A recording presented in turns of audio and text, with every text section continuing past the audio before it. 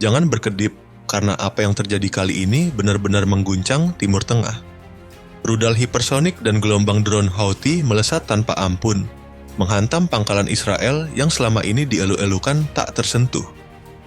Tak butuh waktu lama, Israel membalas dengan hujan bom raksasa yang mengguncang jantung Sana'a, meledak di sekitar istana kepresidenan. Ironi paling telak pun lahir di depan mata. Teknologi militer tercanggih buatan Amerika terbukti rapuh, sementara korban justru berjatuhan di kota-kota sipil. Kini dunia bertanya-tanya, apakah ini awal dari runtuhnya citra Israel sebagai kekuatan tak terkalahkan? Atau justru pintu masuk menuju perang besar yang bisa membakar seluruh Timur Tengah? Tetap bersama kami, karena babak ke-15 dari saling serang Israel Houthi ini menyimpan kejutan yang lebih dahsyat dari yang Anda bayangkan.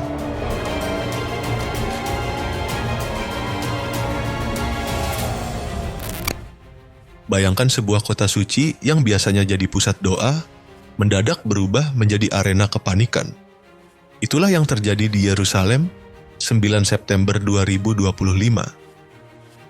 Di saat ribuan orang berkumpul merayakan Hari Kemerdekaan Amerika Serikat ke-249, langit tiba-tiba diterangi rudal hipersonik Palestina 2 milik pasukan bersenjata Yaman. Ledakan besar mengguncang, warga Israel berhamburan mencari perlindungan, bahkan pasukan Amerika yang hadir ikut merunduk di bawah sorotan kamera internasional. Seolah ingin memastikan pesannya terdengar lantang, Houthi menambah 3 serangan drone ke Bandara Ramon dan fasilitas vital di al-Rashrash. Dunia pun tahu selama Gaza masih dikepung, Yaman tidak akan berhenti membalas. Tensi tidak mereda, justru naik ke level berikutnya. 11 September, rudal balistik Yaman kembali meluncur ke pangkalan udara Ramon di Gurun Negev. Israel buru-buru mengklaim sukses mencegatnya, bahkan menyebut intersepsi terjadi di luar atmosfer. Tapi rekaman amatir berkata lain. Ada ledakan aneh di langit yang menimbulkan pertanyaan besar, apakah itu bukti keberhasilan Israel atau justru rudal Houthi meledak sesuai rekayasa sistem mereka sendiri? Drama semakin pelik ketika sebuah rudal jatuh di atas langit Madinah, Arab Saudi. Awalnya dituding sebagai rudal Israel, namun belakangan terbukti itu milik Houthi dan berhasil dipatahkan oleh pertahanan Saudi. Israel tentu tidak tinggal diam. Setelah sempat melancarkan serangan ke Doha, jet-jet tempurnya berbalik menggempur wilayah Yaman, Al-Jauf, dan jantung Sana'a. Ledakan hebat mengguncang dekat pemukiman, menewaskan warga sipil dan melukai puluhan orang. Tel Aviv beralasan serangan ini hanyalah balasan atas rudal yang ditembakkan ke Yerusalem sehari sebelumnya. Panggung konflik mencapai puncaknya pada 14 September. Houthi meluncurkan operasi drone besar-besaran. 3 drone diarahkan ke Bandara Ramon di al-Rashrash, 1 lagi ke instalasi militer di Negev. Dentuman keras bahkan terdengar hingga kawasan Eilat. Dengan penuh percaya diri, Houthi menyebut aksi ini sebagai bentuk komitmen mereka. Selama Gaza terus dipukul, mereka akan berdiri di garis depan, memastikan Israel tidak pernah merasa aman. Rentang 15 hingga 17 September menandai lonjakan baru yang lebih berbahaya dalam eskalasi konflik Israel-Houthi. Tepat pada 16 September, pasukan bersenjata Yaman kembali menggemparkan dunia dengan menembakkan rudal balistik hipersonik Palestina 2 ke arah Yafa, Tel Aviv. Menurut klaim resmi Houthi, rudal tersebut berhasil mengenai target sensitif dan menciptakan kepanikan massal. Tidak berhenti di situ, serangan udara berlanjut dengan pengiriman drone yang menghantam Bandara Ramon di Eilat, serta sebuah instalasi militer di kawasan Negev.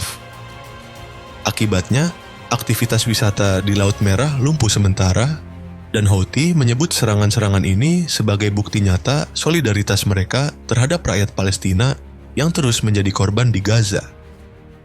Israel tentu tidak tinggal diam. Balasan mereka diarahkan ke pelabuhan vital Hodeidah di Laut Merah. Selama hampir 10 menit, gempuran udara Israel menghantam dermaga, gudang logistik, dan infrastruktur penting lain, hingga menimbulkan kobaran api besar yang melalap tangki minyak. Puluhan warga sipil dilaporkan tewas. Namun, media Al-Masirah yang berafiliasi dengan Houthi menegaskan bahwa agresi Israel justru memperkuat tekad perlawanan, bukan melemahkannya. Militer Israel berdalih bahwa Hodeidah dipakai Houthi untuk menerima pasokan senjata dari Iran dan bahkan mengklaim telah mengeluarkan peringatan evakuasi lewat juru bicara berbahasa Arab sebelum serangan dilakukan. Ketegangan kian memuncak pada 17 September, ketika sirene peringatan meraung di Yerusalem Barat setelah sistem pertahanan Israel mendeteksi serta mencegat rudal lain yang ditembakkan dari arah Yaman. Ironisnya, kejadian itu berlangsung hanya berselang beberapa hari setelah KTT Qatar yang mencoba menawarkan jalur diplomasi demi meredakan konflik. Bukannya mereda, serangan demi serangan justru makin menghunjam jantung Israel, memperlihatkan rapuhnya upaya diplomatik di tengah eskalasi. Babak 15-17 September ini membuktikan bahwa konflik tidak hanya meluluh lantakan target-target militer, tetapi juga menyeret jutaan warga sipil ke dalam lingkaran penderitaan yang seolah tiada akhir. Serangan berganti serangan, balasan dibayar balasan, dan yang paling menderita tetap masyarakat biasa yang terjebak di antara api perang.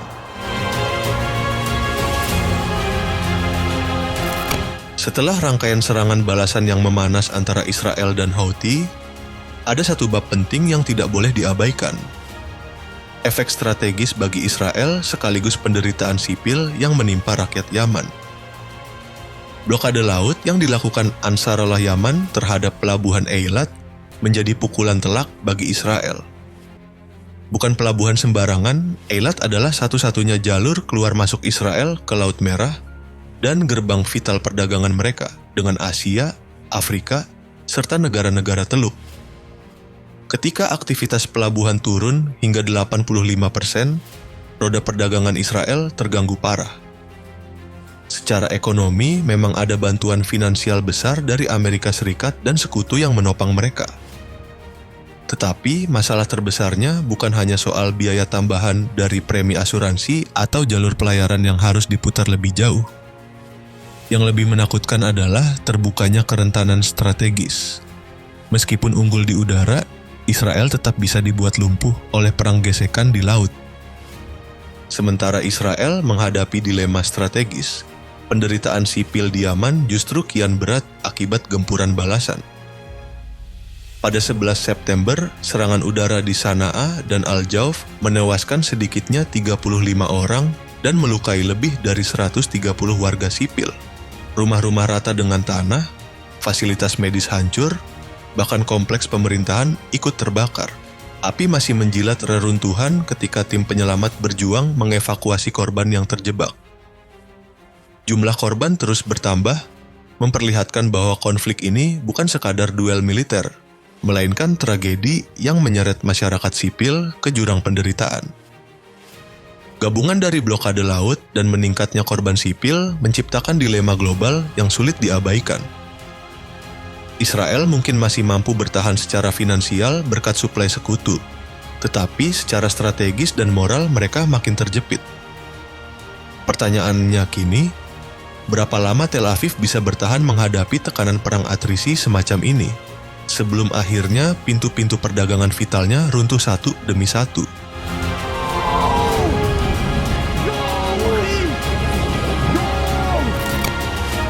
Serangan besar sejak fajar itu bukan hanya menambah panjang daftar korban, tetapi juga membuka mata dunia pada satu hal penting. Jenis alutsista yang kini menjadi penentu dalam konflik Israel-Houthi yang terus memanas.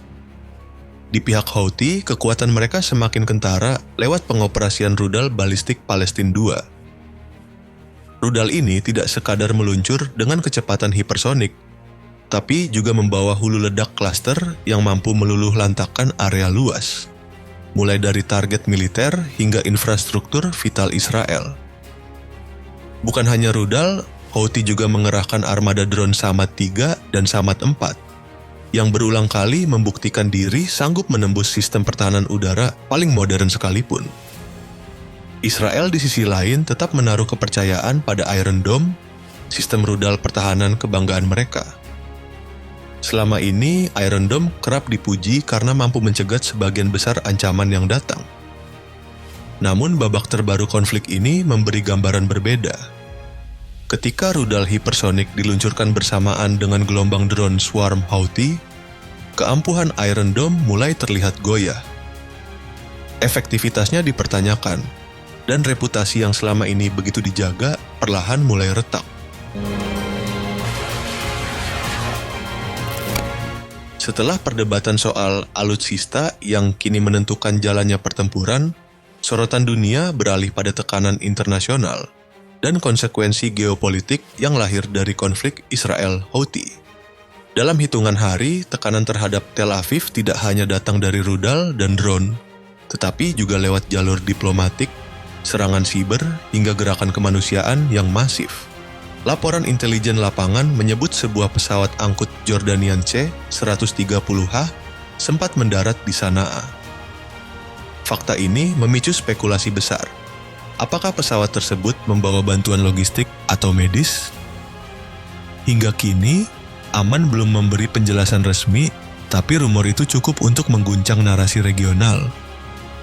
Di dunia maya, Israel mendapat hantaman lain. Serangkaian peretasan menargetkan nomor pribadi dan perangkat ponsel pejabat tinggi, termasuk bocoran data yang menyeret petinggi pertahanan. Serangan siber ini bukan sekadar mempermalukan, tapi juga menyingkap betapa rapuhnya sektor non-militer yang selama ini dianggap aman di balik benteng teknologi. Sementara itu, KTT darurat di Doha menghasilkan gelombang kecaman baru. Para pemimpin Arab dan Islam menyerukan deeskalasi, mengecam serangan lintas batas yang menggagalkan jalur diplomasi, dan menuntut dibukanya akses kemanusiaan ke Gaza. Pernyataan itu kian menegaskan isolasi diplomatik Israel di forum regional, menekan Tel Aviv dari sisi politik. Tekanan moral dan simbolis juga hadir lewat Global Sumut Flotilla. Puluhan kapal dari Barcelona, Tunis, dan pelabuhan lain berlayar menuju kawasan dengan membawa misi kemanusiaan. Flotilla ini didukung pernyataan sejumlah kementerian luar negeri yang menuntut perlindungan penuh atas kapal serta kargo bantuan, bahkan memperingatkan potensi konsekuensi hukum bila armada diserang. Kehadiran flotilla membuat fokus dunia bergeser, dari sekadar embargo militer menjadi isu krisis kemanusiaan yang sulit ditolak. Kini, jalan yang terbuka hanya dua. Pertama, eskalasi meluas. Houthi memperbesar cakupan serangan, melemahkan infrastruktur sekaligus jalur logistik Israel. Kedua, deeskalasi lewat tekanan diplomatik dan jaminan kemanusiaan. Namun, sumber Houthi memberi peringatan keras. Setiap balasan Israel justru bisa memicu serangan simultan yang lebih dalam, menembus pertahanan udara musuh, dan menyeret konflik lokal ini menjadi perang regional yang jauh lebih melelahkan.